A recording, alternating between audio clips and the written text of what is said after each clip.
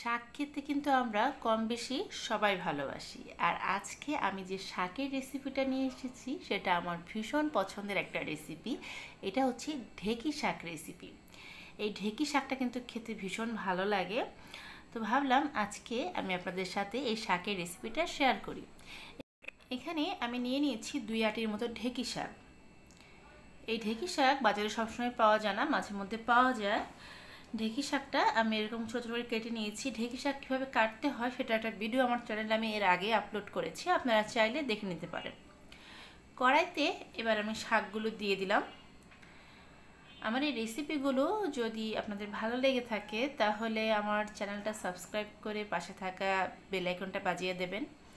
আমি যখনই আমার চ্যানেলে কোনো নতুন ধরনের রেসিপি আপলোড করব আপনি সবার আগে নোটিফিকেশন পেয়ে যাবেন। আমি শাকগুলো কিছু ধুয়ে দিয়ে দিয়েছি। এখন এখানে দিয়ে দিব শাকের স্বাদ মতো লবণ।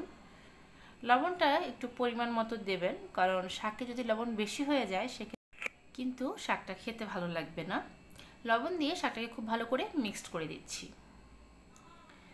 দেখুন আমি কিন্তু শাকটাকে খুব ভালো করে মিক্সড করে দিলাম। আর এই শাকটা কিন্তু না ঢেকে আমি রান্না করব, তাতে করে শাকের যে সুন্দর একটা সবুজ কালার থাকে সেটা কিন্তু নষ্ট হবে না।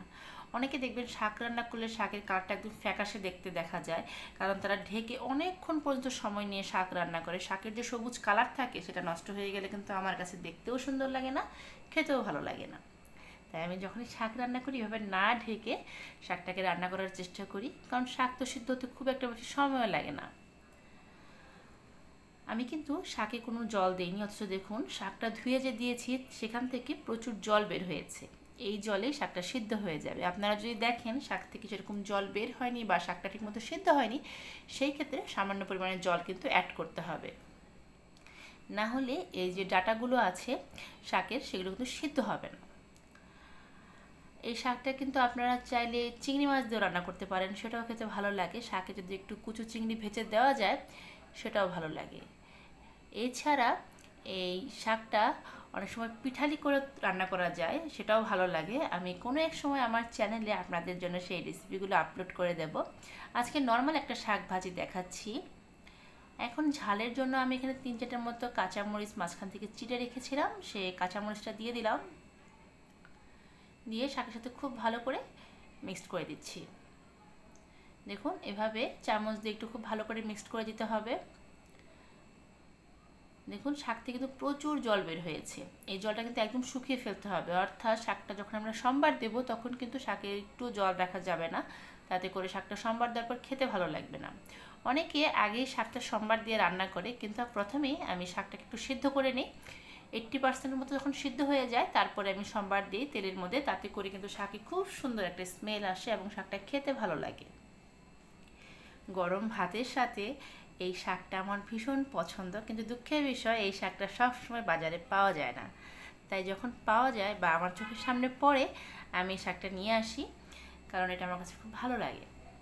দেখুন একদমই কিন্তু জলটা শুকিয়ে গেছে। এখন এই শাকটাকে আমি সম্বার দেব। এই জন্য এখানে আমি এই যে কড়াইতে শাকটা রান্না করেছি সেই একই কড়াইতে তেল দিয়ে সম্বার করে দেবো। আপনারা চাইলে আলাদা একটা পাত্রে ওটা দিতে পারেন। এখানে আমি দিয়ে দেবো প্রায় 4 টেবিল চামচের মতো সাদা তেল, কারণ শাকে খুব একটা তেল হলে খেতে ভালো লাগে না। তেলটাকে প্রথমে খুব ভালো করে গরম করে এখানে আমি 2টার মতো শুকনো মরিচ মাঝখান থেকে ভেঙে দিয়ে দিলাম, এতে একটু ঝাল বের হবে। আর 4-5 কোয়া রসুন একটু কুচি করে নিয়েছি, সেই রসুন কুচিটা দিয়ে দিলাম। আপনারা চাইলে রসুন ছেঁচেও দিতে পারেন, সেটাও ভালো লাগে। এখানে আমি কোনো পেঁয়াজ কুচি দেবো না, তবে আপনারা যদি মনে করেন যে এখানে কিছু পেঁয়াজ কুচি অ্যাড করবেন সেটাও করা যায়, তবে আমার কাছে রসুনের ফ্লেভারটাই বেশি ভালো লাগে। এই জন্য আমি শাকে রসুন কুচি দিয়েই সম্বারটা দিয়ে থাকি। এখন রসুন আর শুকনো মরিচ হালকা একটু বেরেস্তা করে তারপর আমরা শাকটাকে নামাবো। শাক রান্না করা কিন্তু কোনো বিষয়ই না, সবাই পারে, কিন্তু যারা নতুন রাঁধুনি আছে তাদের হয়তো একটু হলেও উপকারে আসবে। আর যেহেতু এই রেসিপিটা আমার খুব পছন্দের, ভাবলাম আমি আমার ভিউয়ার্সদের সাথে এই শাকের রেসিপিটা শেয়ার করি। আপনারা এভাবে একটু বেশি করে রসুন দিয়ে শাকটা সম্বার দিয়ে রান্না করে দেখবেন, দেখবেন গতানুগতিক যে শাক আমরা রান্না করি তার চেয়ে টেস্ট কিন্তু টোটালি চেঞ্জ হয়ে যায়। এখন এই রসুনের সাথে শুকনো মরিচের সাথে শাকটাকে খুব ভালো করে একটু মিক্সড করে দিচ্ছি আর একটু ভাজা ভাজা করে নিচ্ছি। এখন এখন এই শাকের টেস্টটা দ্বিগুণ বেড়ে গেছে। রসুন দিয়ে কিন্তু খুব একটা বেশিক্ষণ আমি শাকটাকে রান্না করব না, তাতে করে শাকের যে সুন্দর সবুজ কালারটা আছে সেই কালারটা নষ্ট হয়ে যাবে। দেখুন আমি কিন্তু শাকটা খুব অল্প সময়ের মধ্যেই রান্নাটা কমপ্লিট করে ফেলেছি। যারা এইভাবে শাক রান্না করেন তারা তো জানেনই এই শাক এভাবে রান্না করলে খেতে কতটা ভালো লাগে। আর যারা নতুন রাঁধুনি আছেন তারা এইভাবে একবার হলো বাসায় এই শাকের রেসিপিটা ট্রাই করবেন, আশা করি আপনাদের ভালো লাগবে। ঢেঁকি শাকটা কিন্তু বাজারে সবসময় পাওয়া যায় না, কিন্তু যখন পাওয়া যায় তখন এই শাকটা এনে আপনারা একবার হলেও রান্না করে দেখবেন, তাতে করে বুঝতে পারবেন যে এই শাকটা কতটা টেস্টি হয়ে থাকে। আর আমি যে রেসিপিটা আপনাদের সাথে শেয়ার করলাম অ্যাকুরেট সেম রেসিপি ফলো করে করবেন, আশা করি ভালো লাগবে। আমি একটু ক্লোজ করে শাকের কালারটা দেখিয়ে দিচ্ছি, দেখুন একদমই সবুজ কালার আছে।